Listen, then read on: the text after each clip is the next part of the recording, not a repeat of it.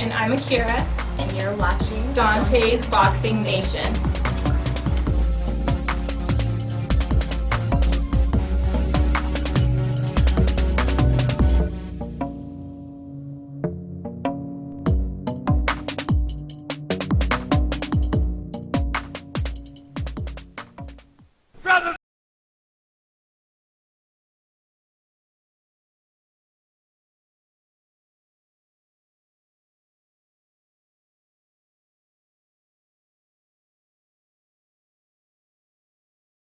Whole truth and nothing but the whole truth. So help the whole truth. Hey yo, you better listen to DONTAE, baby. DONTAE!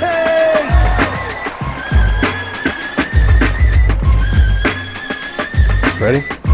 What's going on, guys, and welcome to another great edition of the DONTAE'S Boxing Nation Show. I am your host, DONTAE. We're about to get it in, guys. We got a whole lot of boxing to talk about, as always. And first things first, I always want to say thanks to all my followers, everyone watching these videos. For you fans that love the radio show, we're going to keep it going.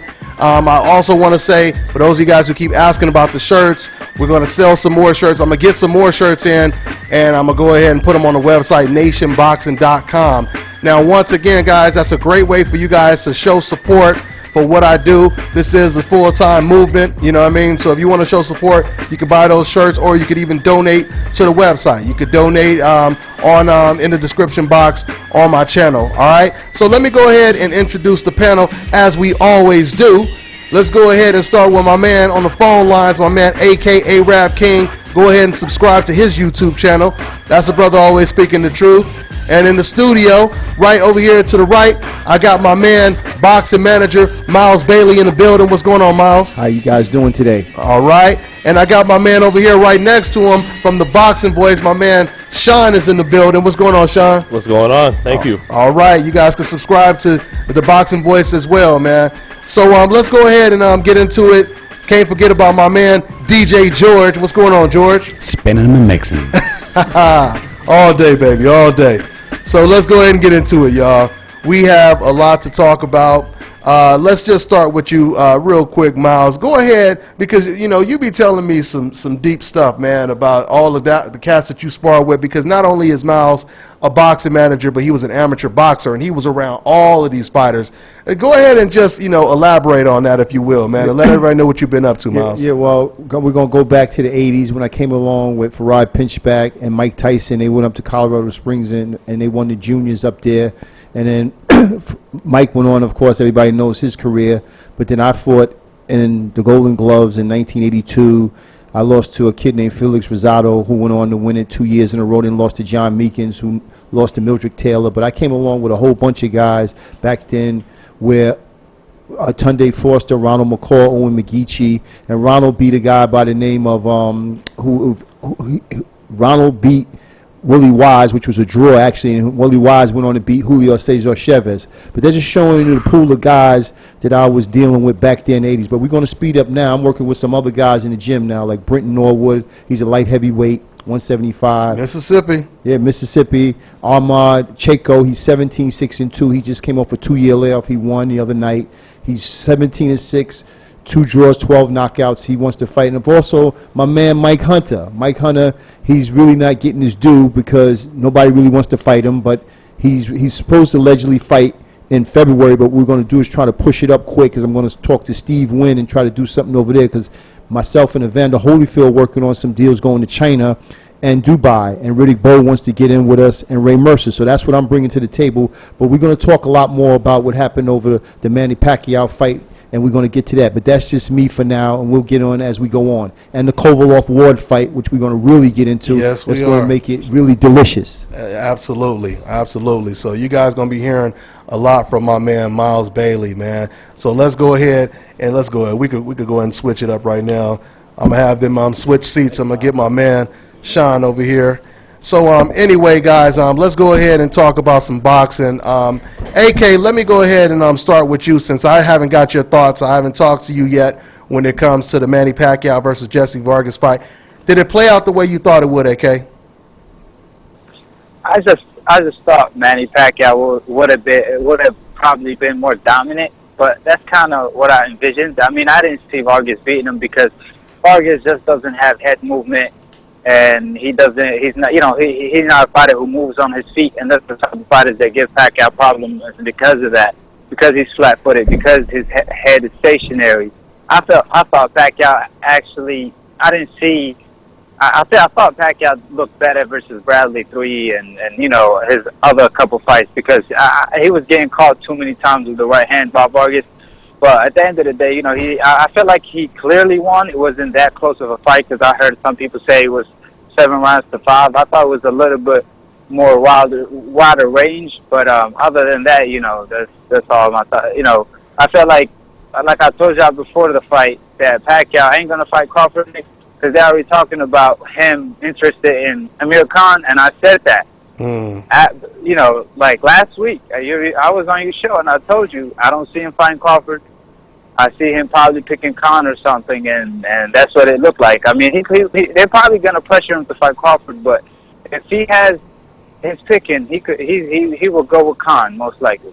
Yeah, and if he fights Khan, I tell you right now, we know for a fact they're building up the Mayweather fight. That if he fights Khan, but honestly, there's not even a guarantee that he would beat Amir Khan, because once again, forget about the fact that Khan's been knocked out by Canelo and et cetera, et cetera. The bottom line is Khan and Pacquiao, they have sparred hundreds and hundreds of rounds. We don't know how well they know each other. So it'll be interesting to see. I mean, honestly, I would be interested in that fight, but I will still be disappointed if he doesn't take the Crawford fight, which we're going to talk a little bit more about that possible Crawford fight later on. Now, Sean, me and you, we covered the fight live. I know you talked a little bit about it with me at the arena or at Thomas and Mack Center. Did it play out the way you thought it would? Was he as dominant as you thought he would be, Manny Pacquiao? It was pretty much what I expected. I thought Jesse was going to give a solid account of himself, and he did just that. I thought he was going to show people that they were a little too harsh on him coming into this fight, and I think he did that. He boxed, especially the first half of the fight. I know there was a knockdown, but you could have had Jesse winning 4 out of the first 6 rounds, definitely 3 out of the first 6. Mm-hmm. So it was really basically an even fight halfway through. But this was the Pacquiao that actually I'm going to put it bluntly. I think Pacquiao has lost a step. And usually when people say that, as you know, they have an ulterior motive with it. But with me, I'm always just calling it like I see it. And although our sport is so subjective, it's not like basketball. Mm-hmm. I brought some stats to try and back it up, Okay. And against Vargas, he only threw 408 punches. Mm-hmm. He threw more punches against Floyd Mayweather. Interesting. That's interesting stats. I mean, but I don't know if stats really tell it all, because they don't. Once again, styles make fights. You had a young, tall, 5'10" fighter like Jesse Vargas, who did a great job of keeping Manny Pacquiao at the end of his punches. Mm-hmm. It was a chess match. Even we heard Jesse Vargas say it in the press conference. It was Jesse's right hand versus Manny Pacquiao's right hand. Jesse didn't really give Manny Pacquiao a lot of opportunities to be a volume puncher, as far as I'm concerned. He didn't really want to go on the inside. He wanted to just catch him with the left hand all night, So, yeah, there's no doubt about it. He didn't look fantastic. I thought he looked, but I did think for Manny Pacquiao, still looked good. But see, that's what I'm about to say. I think for Manny Pacquiao being Manny Pacquiao, he looked great. I thought he looked good. I don't know. I think it's a case where, for example, to use the NBA as a sport, it's a lot easier to measure the NBA. You just look at the stats, and that boxing's not like that. It's not like that. I know that. Like you said, it's very subjective, and once again, I mean, because I think depending on the opponent, you put Manny Pacquiao in there with the right guy. You put them in there with a guy who's flat-footed, an aggressive fighter. Maybe put him in there with a Ruslan Provodnikov or someone who just comes forward like that, or a volume puncher. I'm thinking you're going to see the greatest Manny Pacquiao ever, because he'll be able to use all his angles. He'll be able to throw a lot of volume punches, but he couldn't really do that with a fighter like Jesse Vargas, I don't think. Well, I mean, go ahead, AK. The only thing, if Pacquiao only was comfortable fighting in the inside, I feel like he will murder Vargas. But the problem with Pacquiao, he want to get in and get out. Mm-hmm. He can't. And he's not an inside fighter. Inside. Yeah, that's what I'm saying. Like with the way he fights, he's short, compact fighter. If he was comfortable in the inside, he will murder people. Like the difference between him and Errol Spence, even though Errol Spence is tall and rangy, Errol Spence feels very comfortable in the inside, and that's why when you saw him fight the same opponent as Pacquiao, Algieri, he murdered him. Like because of the inside work, he just cut the ring off, and then he don't let him off the hook. But like, and I'll tell you right now, if Errol Spence ever fight Vargas, you probably see the same thing. But the difference here is that Pacquiao, if he has you on the rope or whatever, he's gonna catch you here and there and get out. Even though you on the rope and he's on the outside, he still ain't gonna take the risk and fight you in the inside. Just because he's not an inside fighter, he's just a rangy fighter. But that's where I think him losing a step has come into place. Before, he trusted himself to get in and out without taking the punishment. So now I think him losing a half a step or a step, he's still really fast, but I can't say he's as fast as he ever was. That coupled with the Marquez maybe knockout and other punches, that's what I was about to say, have made him more cautious and have and in addition to him not quite being as dynamic as he used to be. And I think with that we now have a pretty good Manny Pacquiao, not a great Manny Pacquiao. I don't think we have a Pacquiao that beats the top welterweights anymore. I'll be honest with you, Sean, and this is going to surprise everybody when I say this. I mean, I'm not saying I would pick him over Crawford, but I certainly wouldn't. I seen danger for Crawford though, because of because of the sporadic, untimely left hand that he throws. Right, it's very unpredictable. Even though it's coming, you can probably avoid 90% of them. But all he has to land is a good 3 or 4 to really discourage you. Right. And I think he discouraged Jesse Vargas in this fight. But going back to that comparison, because that was a great comparison by way of contrast when it comes to Errol Spence, AK, you're right. Errol Spence, he's very comfortable on the inside. He's an inside fighter. He's a massive body puncher. Manny Pacquiao is a long-distance puncher. He likes range so he can get full extension on that left hand. That's the main thing he wants. And I agree with you partially, Sean, when you say it's the reluctance and him being cautious, because he does have that knockout loss in the back of his head. And he says, you know what, I'm not going to overcommit. He did it in the Mayweather fight, too. He had Mayweather on the ropes, and then Mayweather is laying on the ropes, and then all of a sudden Pacquiao backs up. I think he's lost a step from the Mayweather fight.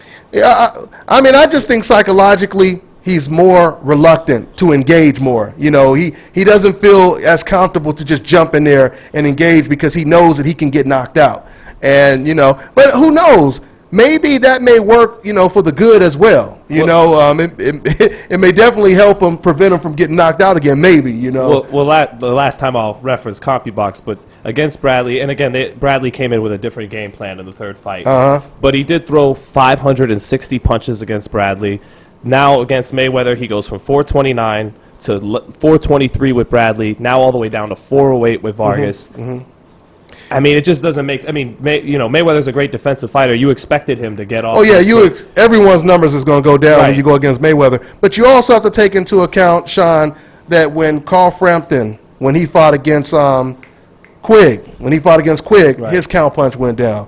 When Tyson Fury fought against Vladimir Klitschko, his output went down. Way down. At the end of the day, styles make fights. Sean, just like I know, if this was Pacquiao Rios 2, we would see a zillion punches thrown. Fireworks. Fireworks. God, the honest truth, I don't know about that. I don't know if that Pacquiao shows up. I think he's still dominating. But I don't think he's throwing the same amount of punches he did when they fought 3 years ago. You don't think so? I don't think so. I think that basically when fighters see a guy that's easy to hit, it's like free money on the floor. They just can't resist picking it up. Fair enough. Even with Floyd Mayweather, he's very calculated. We know that. But you put Floyd Mayweather in the ring with someone who's easy to hit, same thing applies. Floyd's going to have a field day with a guy like a John Molina, a Ruzan Provodnikov. He's going to have a field day, And at the end of the day, of course, these fighters, they do age, as the years, has progressed in the sport of boxing. But at the same time, when it comes to Pacquiao, I see the same speed. I see the same power. I see the same agility. I see the same unpredictable speed in that ring that makes him very dangerous. Once again, before I let you speak, AK, Jesse Vargas, because I didn't speak too much on it, Jesse Vargas looked great in the first half of that fight, and it looked like it might have been, we were on the verge of seeing an upset, right? Yeah. But all of a sudden, what I feared, he started getting caught. And now I'm not even just talking about the flash knockdown. I truly think it was something else that hurt him that we didn't know hurt him, because he never looked the same again to me. Did you? His stamina. Did you see a different demeanor, like his body language? He's always had that problem. Yeah. Halfway through the fight, he gets tired. Yeah. And And psychologically, he could have been, fatigued as well too. Go ahead, AK. Pacquiao discouraged him. Also, I think after the 6th round, Pacquiao started jabbing and shit. I never seen that. I mean, not as much. He was jabbing, sliding to the right, and stuff like that. But I gotta say, I agree with both of y'all. I agree with Sean as far as I don't think Pacquiao is he was. I seen parts. I don't know. I just seen a different version of him. He slowed down a little bit, just a 1/10 of a second. However, to his defense, though, is the fact that he was fighting a counterpuncher. A guy who was trying to counterpunch him, and he was way taller than him and had way longer reach. And he's the type of guy who try to fight you in a distance. So the more he throws, the more he goes inside, the more he's going to leave himself open. And Vargas was looking for that right hand all night. So that's why he kept fainting and pretending that he was coming in just to get a reaction out of Vargas so he could jump on him. Yeah. And that's why he probably didn't throw as many punches. But yeah, I mean, it's because of both reasons, in my opinion. But I mean, this Pacquiao, he fought the easiest welterweight at 147 as far as the top welterweight. I mean, and he didn't look too good. So you got to ask, who can he really beat? Yeah. I mean, can he even beat a Kell Brook, though? I mean, the only welterweight that's left that he could beat, the only welterweight that's left that he could beat is Amir Khan. I mean, even fucking Golovkin, I don't know, this is off topic, but it just came up to my mind. Golovkin called him out. He said he's willing to go to 154 to fight him. Golovkin called out Pacquiao? Yeah, he said he's willing to go to 154 to fight Pacquiao, which I'm like, dude, why you don't go down to 155 and fight Erislandy Lara or Canelo? Canelo. Yeah, and Lara will move up in weight. Canelo will move up in weight if you take the fight for $10 million. But you will call Pacquiao out, to fight him at 154. I mean, it's looking ridiculous for Golovkin, making statements like that. Yeah, these cats don't think before they open their mouth. They don't realize they're going to be held accountable for everything they say. A microphone will always be in their face. They're not like internet fans, where internet fans, they can say whatever they want because they remain anonymous. You can't do that when you're, a professional boxer or any figure, in the sport. But, I mean... Pacquiao moved up 10 weight classes, man. I mean, the guy moved up 10 fucking weight classes to do this freaking 5'5". I mean, Floyd Mayweather moved up 5 classes. I mean, how many weight classes do I want these guys to move? And can't fucking Golovkin just move up one freaking weight to fight the guys on 168? Yeah. Or at least take the fight with Canelo, or Jacob for 40-60. I mean, to prove himself. I mean, it's getting ridiculous at this point. No, absolutely. But let's go ahead and get Miles in the mix. Miles, so what was your reaction to Pacquiao Vargas? It was good for the first few rounds where Vargas looked well, but as they went on, I thought the class started to set in where Pacquiao started to show his experience. And once Vargas got caught a couple of shots, he just realized that I'm not in the class of this guy. So that's what it all boiled down to. And then again, he gets tired as he moves on, and then he just wasn't in this class of fight. When he beat Saddam, that was a whole different fight because Saddam never had been anywhere. So when they stepped him up where he was supposed to be, it showed. And Manny was with all the tough guys through his career. You see, from Mayweather to Marquez, we can go on, and he's done it. So that's how that played out.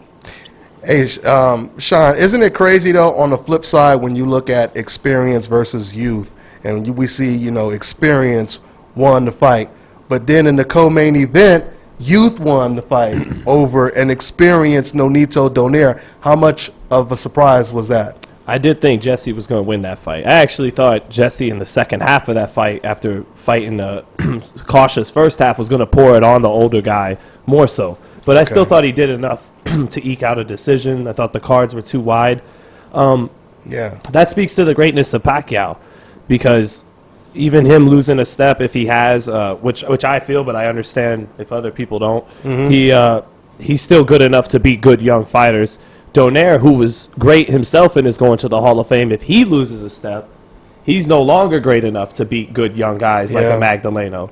So that just shows that even there's levels to greatness. You know, 2 Hall of Famers, but not created equal. I mean, and the thing about that too, like Pacquiao is the smaller guy, and here you could say Donaire is the bigger guy. You know, he fought 126. He's you know what I'm saying? Like Pacquiao, you got to keep in mind, he likes to fight in a range, and he don't have the reach and the height for it. But he still pulls it off with his athleticism. But Donaire, you know, he got the height and the weight and everything else. He just and I'm telling you, man, the way he was swinging in there, it looked amateurish. I mean, the way he was swinging really pissed me off. I mean, Donaire, does he know what setup? Yeah. I mean, does he know what setup means? Like, fucking set up the left hook. Not just, you know, he was just swinging left hooks, right hook, and I'm like, I mean, the way Jesse was setting up his punches was beautiful. Beautiful combinations.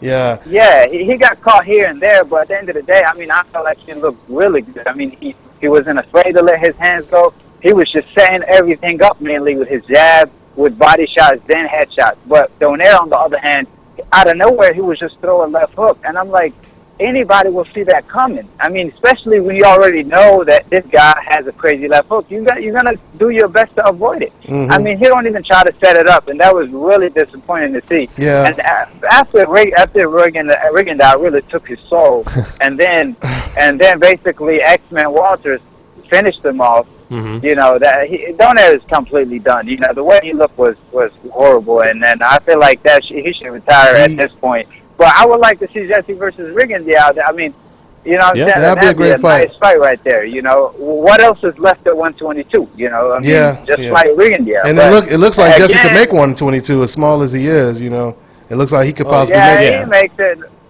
Yeah, everybody has a problem making weight when it comes to fighting Rigondeaux, but he can make it now. Well, let me say this when it comes to Nonito Donaire, because I got a lot of love for Nonito Donaire. Oh, super cool guy every time I meet him, man. Awesome guy. He'll do an interview anytime, you know, when it comes to, you know, talking boxing and et cetera, et cetera. But it is sad to see, you know, the fact that you're right, AK. All he did was just follow Jesse Magdaleno, and threw one hard punch at a time the whole night. He never tried to put anything together. It was just either one hard lead right hand that he hardly ever landed until the later rounds, or he was throwing one hard-ass left hook that he rarely ever landed, while Magdaleno was destroying him with his right hook. Yes. The whole night. Checked him with it all Beautiful, night. beautiful All night right hook. He checked him with it, all different types of right hooks. But, you know, when it comes to, you know, Nonito Donaire, as good as a fighter as he is and was, he was a fantastic amateur fighter. But I have to be honest, you know, I've noticed every time Donaire had gotten in the ring with any type of fighter that was a boxer, they always gave him some type of problems. You know, and it's not just him. I mean, boxers give everyone problems.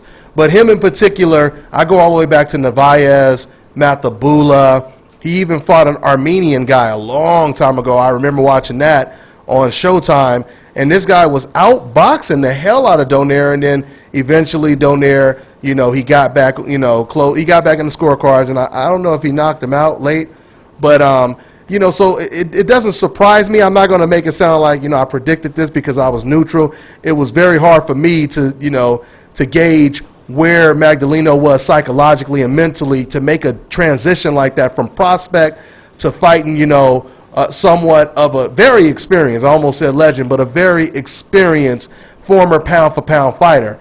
You know, and now the question is, does Nonito Donaire just become a gatekeeper now? If he continues on, that's what he is. Yeah. But part of why I think he looks silly against Magdaleno is because he, in his prime, what we would call his prime, he was a huge fan of Roy Jones. And like Roy, he didn't do too much fundamental stuff to set up his bombs. He relied on natural God-given talent, really. So once that started to sap away, this is what, kind of like Roy, this is what you're left with once the talent starts to dissipate because they didn't get by on fundamentals for the longest time. Yeah.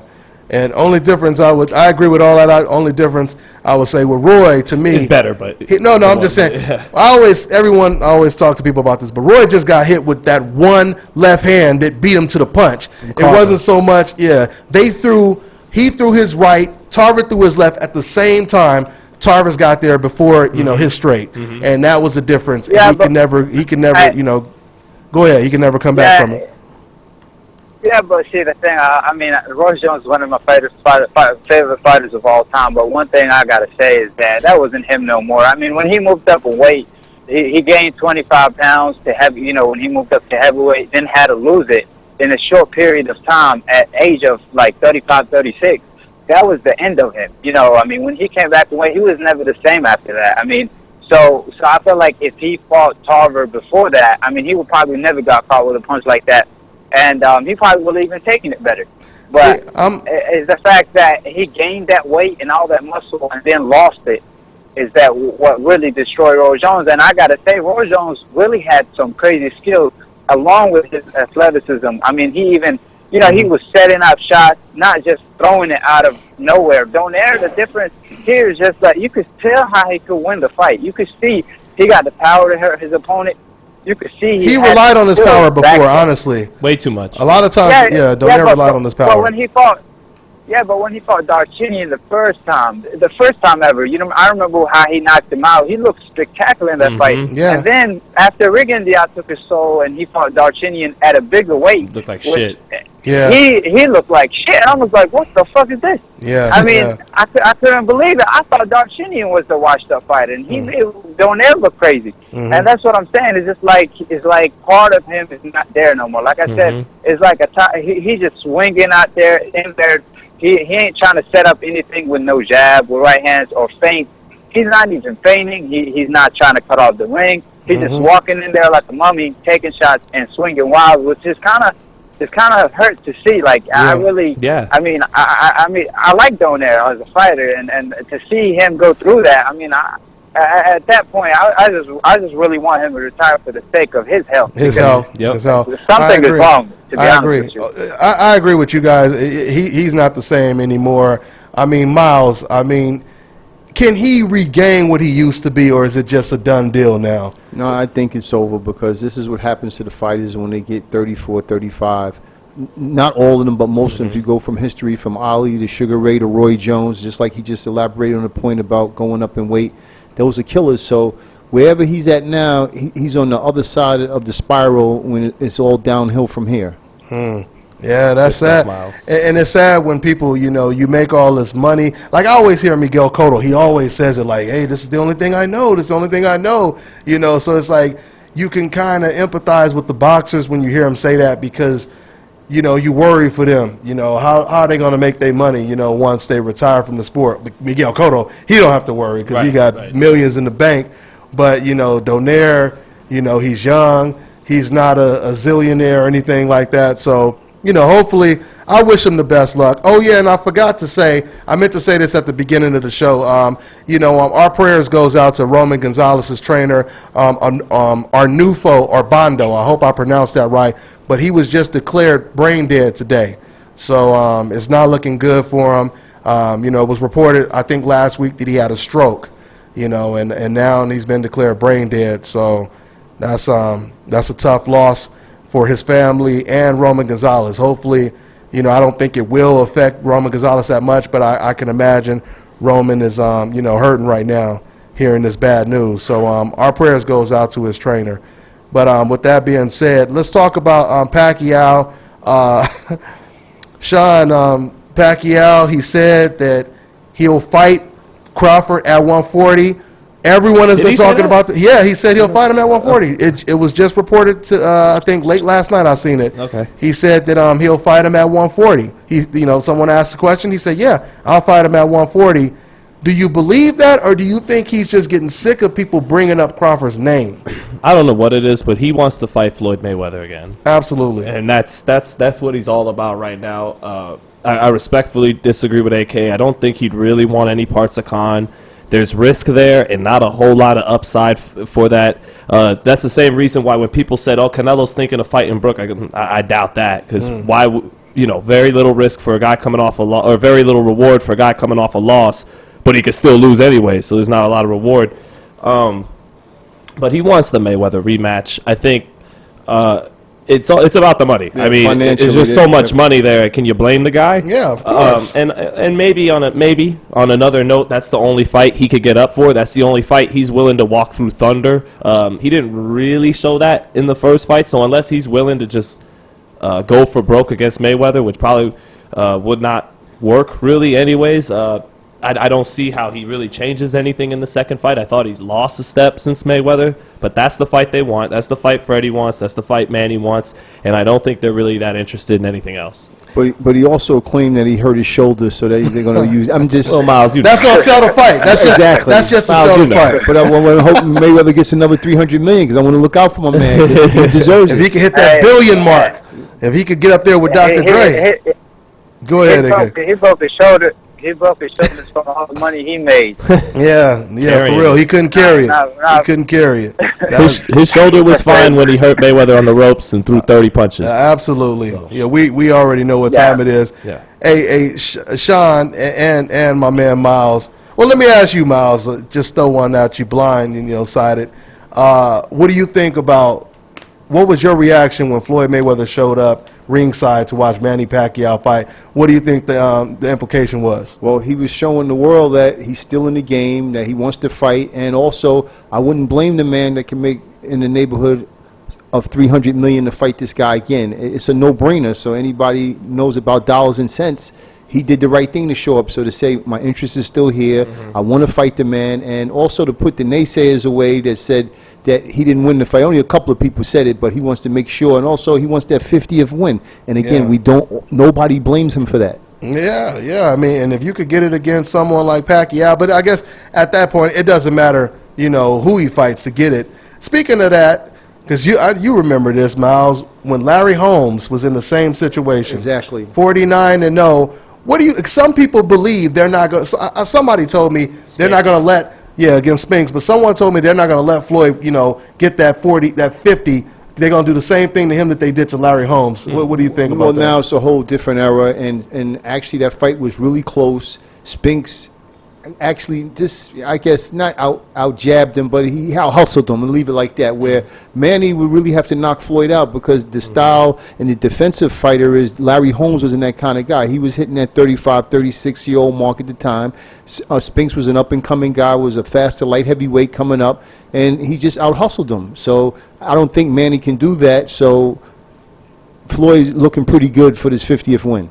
That's what it is, man. But is it going to hurt Floyd? Has he been in the gym? Yeah, he's been in the gym. He's been training and he's sparring and everything. Yeah, he's looking good, and Floyd is doing his thing. But he also sees this is an opportunity to make some money, because in 4 or 5 years, I don't think this opportunity to be here, because he'll be 45, 46 years old, and like when Sugar Ray came back, he really hurt himself taking him 6 years off, and he looked pathetic against Camacho. Yeah, and Norris. Yeah, and Norris. Yeah, absolutely, man.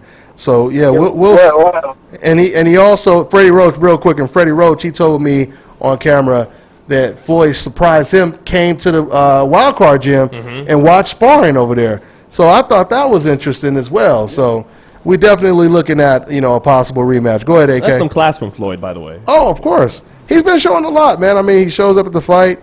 I mean, let's not forget he invited Pacquiao to his, or at least he went over to Pacquiao's hotel room, to really try to hash out a deal. I thought that was pretty big, man. Yeah. But go ahead, AK.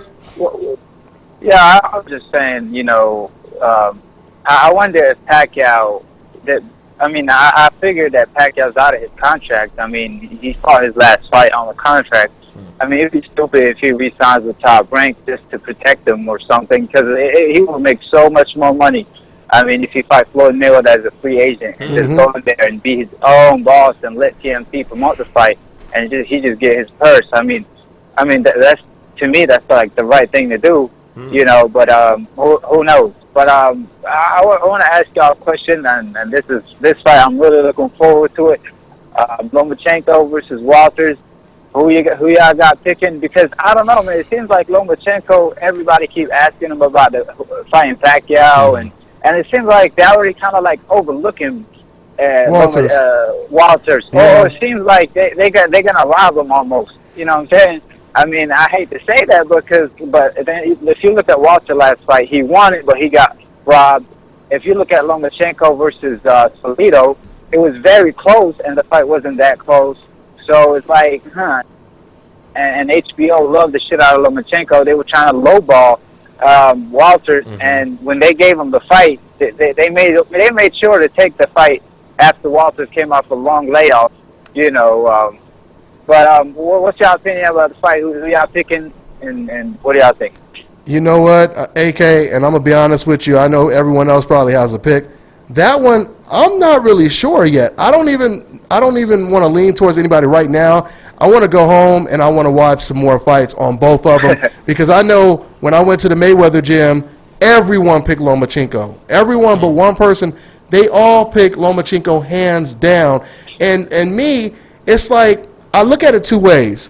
I see Lomachenko easily outboxing Nicholas Walters, but then at the same time, I wonder how does he deal with the size and the aggression, but not just regular dumb aggression. We're talking about intelligent aggression with an educated jab, a long jab, a guy who's accurate and aggressive. You know, I noticed when I watched Lomachenko fight, of course, Toledo, but I also paid attention to some things that was going on when he fought Rocky Martinez. You know, a lot of people get mesmerized and hypnotized with the knockout, and they don't really look at what takes place before the knockout.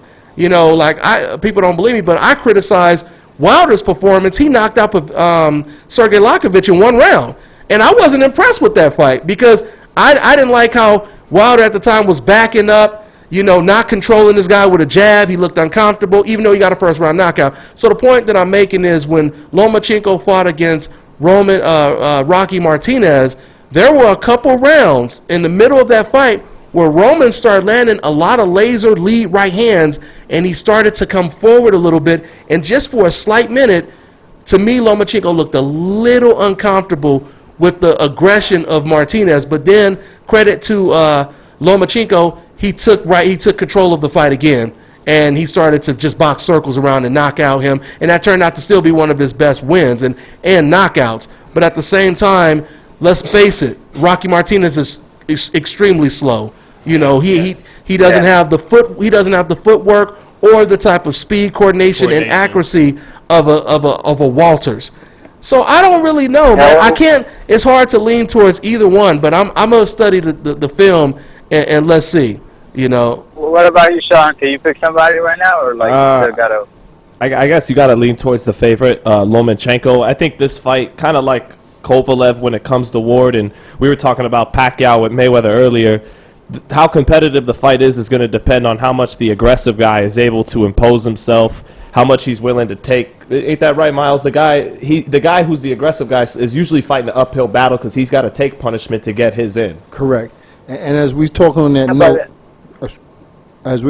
note, we are coming close to the Kovalev Ward fight that Sean just elaborated on, and we really should get on to that because that's going to be the fight of the year. And I like Kovalev personally. I'll let these guys talk, and I'll come in and finish why I like Kovalev. You just made the conversation more interesting, but we'll get back to that. Go ahead, Sean. But real quick with Walters, he's definitely a live dog. The layoff's going to hurt him, like you said, AK, big time. But then that's part of why I'm picking Loma, his activity. But he's got power in both hands. He does move his head, and he does have a jab. So if he has tools to really work with. If he could put them all together, Lomachenko's going to have hell on his hands. Yeah. This is. They're both, to me, they're both going to have hell, but, you go ahead. Yeah, but this fight is a true 50-50 Yeah, fight. it is. It is. This right here is it. But I gotta go with slightly toward Walters. The reason why, I think, I looked at his statistics. I mean, I know a lot of people going based on the hype of Lomachenko, but you gotta let me tell y'all something. Walters has the reach of Andre Ward. That is crazy. I mean, that is crazy. He has his reach is bigger than. He has longer reach than Floyd Mayweather, and he fights at 130 pounds. Lomachenko, on the other hand, has short reach.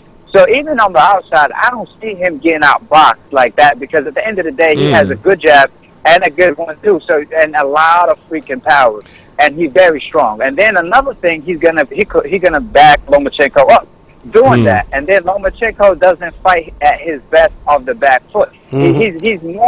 He does his best when he back you up. You know what I'm saying? Even though he's a boxer, you would think he's better off the back foot, but he's kind of like the inverse. He fights better off his front foot. But another thing, like I said, Walters could fight in the inside, has power. The only thing is the layoff and the weight loss. But I heard that he's really in good shape and stuff. So I'm leaning toward Walters. However, I don't see him knocking out Lomachenko, because Lomachenko got hell of a good defense. And, he's very skilled, so I don't see no knockout. But I do see him getting robbed, I think, in a close fight that he pulls off. I feel like Walter's going to pull the fight off and might get robbed. That's my opinion. That's what I see. But, it's going to be a hell of a fight. But because of Lomachenko reach disadvantage and the fact that he likes to fight in short distance and give you a lot of angles, he might run into a couple shots. But he might, on the other hand, just dance circles around Walters. Yeah, which will be impressive. That's why I can't wait for this fight. Yeah, absolutely. Great fight. And me and Miles was just talking about, it's crazy how fast the time, flies when we're doing this show. But I want to say something else before we jump to Ward. I think what it really comes down to with Lomachenko is he uncomfortable? After watching the Salido fight, we're going to find out, is he just uncomfortable with aggressive type of fighters? Aggressive styles fighters that just won't take no for an answer and they keep coming forward? Or was he just too inexperienced at the time he fought Salido? And, to me, that's the biggest question mark in this fight right now. If it wasn't for Loma losing to Orlando Salido, I think I would pick him hands down to win this fight. But we're going to find out after this fight. And I tell you one thing right now, if Loma does beat Walters, I don't think I would ever pick against Loma after that. So that, because this is a big win. Matter of fact, I truly believe the winner of this fight, they should be top five. Top five, absolutely, pound for pound. So you know what? Let's go ahead and tackle that real quick. You know what? But before we talk about Kovalev Ward, because that fight is on the 19th. It's, DSG. You got DSG this weekend. Right? So I'm glad you brought that up. Sam Vargas, does he have any chance? He got knocked out by Errol Spence, but you never know when karma going to show up and knock your ass out. You know what I mean? So, at least we have some kind of fight to watch, right, Sean? Yeah. So it should be pretty interesting. Ideally for Danny Garcia, he does what he did with Rod Salka and not what happened with Mauricio Herrera. I guess with Danny, that's not out of the question because he hasn't really looked top tier since Matisse. But Danny needs to get back on track. We don't know if it's been the opponents, how much we do know it's been the opponents, but how much of it has been the opponents, how much of it has been Danny, for whatever reason, not getting the best out of himself, because he damn sure needs to be getting the best out of himself in preparation for March against Keith Thurman. Yeah, you better be ready for that. You better be ready. You might as well tell me, Miles, how does a fight like that play out, man? Keith Thurman versus Danny Garcia. Well, I think I like Danny because he's a friend of mine, but Keith's a tough cookie, but I think Danny was looking for the fight with Mayweather because that's been on Mayweather's plate for the longest. I want to fight Danny because the pops, and not that it's an easy fight for him. It's a tough fight because Danny, but Danny, I think, lost the Peterson fight. I saw they called it close. At least it was a draw. But why? Because he had the 0. But I think he's going to have his hands full with Thurman. I don't really like the fight. I wouldn't took it personally if I was him. I would have waited for Mayweather. But it's a tough cookie that he's tackling right now. Would he have to sell out to have any chance against Thurman? Would he just have to more or less go for broke and take whatever Thurman's got and hope to get him to the body or up top and stop him? Yeah, because Thurman is not going to stop. Thurman is every time I seen Thurman, he was all out with everybody, and that's why everybody. I'm not saying they duck him, but they try to shy away from him. He's one of them spoiler type. How Mike McCallum used to be my buddy. The body snatcher. Nobody would fight him. Hearns, Leonard, Duran, Hagler, Benitez, Barkley. Everybody ducked the body snatcher. Norris. Yeah. Everybody ducked him after he knocked out Julian Jackson and Donald Curry. That was it for him. You know, he fought later Roy Jones and Tony, but he was 40 years old by then. Absolutely. I mean, you know, and I think Danny Garcia is going to surprise people and actually be more defensive-minded in this fight, because I think he's going to be aware, you know, of Keith Thurman's power, the one-time image and all that kind of stuff. That could hurt him, though. Yeah, that could. Because he's more of a natural boxer puncher, Garcia. Danny is. Yeah. But see, remember when he fought against, look at how he fought against Matisse. Yeah. And look at how he fought against Zab Judah. I was impressed how he took away Zab's left hand the whole night. He hardly ever got hit with Zab's left hand. But he took that left hand away the whole night until the later rounds. Then he got caught with the left hand, and he actually did get hurt a little bit, you know. So I don't know, man. I think he's going to be very cautious in this fight. But that's not to suggest that he's going to not let his hands go. I just feel we're going to see a little bit safety first approach. Just enough to win. Just enough to win. Just enough to. I think Danny is going to. We're going to see the best out of Danny. I truly believe against Keith Thurman. That might end up being Keith Thurman's toughest fight. Correct. You know, it's because you could say Danny is he's underrated. You know, he has a lot of skill. Even when he fought against Lamont Peterson, a lot of people believe Lamont Peterson won that fight. Me personally, I still kind of thought Peterson started too late. Right. Yeah. Slow start, exactly. Yeah. Yep. If he would have started like 2 rounds earlier, he would have won the fight for sure. But when Lamont was trying to outbox Danny, Danny was outboxing Lamont Peterson, in my opinion. You know, even though it was him playing the role of the aggressor. Go ahead, Miles. Yeah, and it's changed because me and Ernie Shavers was watching the fight together, and I told him what was going to happen. And to make a long story short, Danny looked beat up at the end. That's the only reason why I looked, because Peterson started really late. But moving on, fellas, this Kovalev war thing. Let's get on that because we only got a couple of minutes left. I want to hear what you guys think about that. Well, I think you're in the minority on this one right now, Miles, but I'm definitely going with Andre Ward. I truly believe a fighter who hasn't lost since he was 12 years old, he has something inside of him that the average fighter does not have. Yeah. You don't have to. He doesn't have to be faster than you, stronger than you, quicker, taller, whatever. He's going to win with his willpower. He's going to find some kind of way to win. This is how special Andre Ward is. This man was in the Olympics or trying out for the Olympics. He was fighting at middleweight. Just because he wanted his friend Andre Durrell to go to the Olympics with him, he decided, okay, I'll move up, you know, a higher weight class so you could go ahead and go to the Olympics as well. And he still won a gold medal.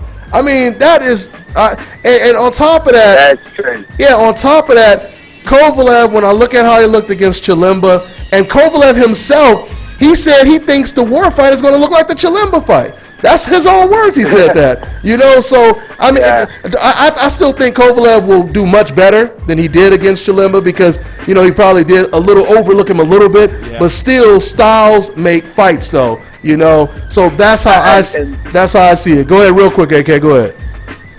Yeah, the beautiful thing about that fight is the fact that I don't care who you put Andre Ward in the ring with. You ain't going to outbox him. You ain't going to be the best skillful fighter because Andre Ward just finds a way to win. Since 13 years old, he hasn't lost a fight. So no matter who you would have put him in against at 175 or below, you ain't going to find anybody that can match him skill for skill. But because of Kovalev, the things that he brings to the table, it's crazy, out of this world power, is what makes it intriguing because if he lands, you be like, oh, what's going to happen, you know.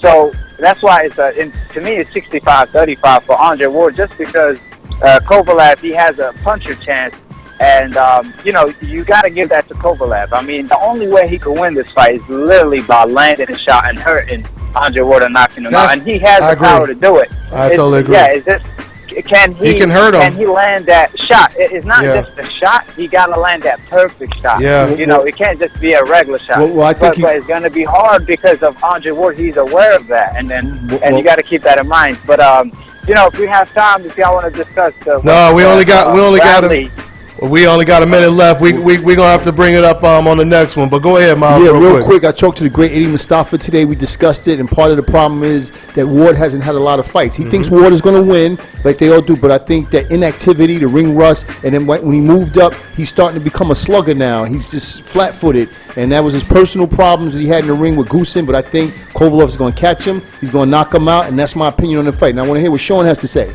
You got to lean towards Ward because nobody knows more tricks in the book right now except Mayweather than Ward. You got all the tricks in the book. Kovalev's got some tricks too. Kovalev's a bad motherfucker, but you got to go with Ward. Yeah, that's I see it that way. Kovalev's bad, but I'm going with Ward. But he's bad. Yeah, and once again, I mean, for the people who do say that Andre Ward, all the time off, if Andre Ward, with all that time off, can still beat somebody like Kovalev, that tells you more how good Andre Ward is, So we're going to see, guys. We'll talk more about that. We're going to go ahead and wrap it up. Thanks again for the panel. My man Miles Bailey, my man Sean, my man a.k.a. Rap King. You know your boy DBN. We'll see you guys next week. It's the Nation, baby.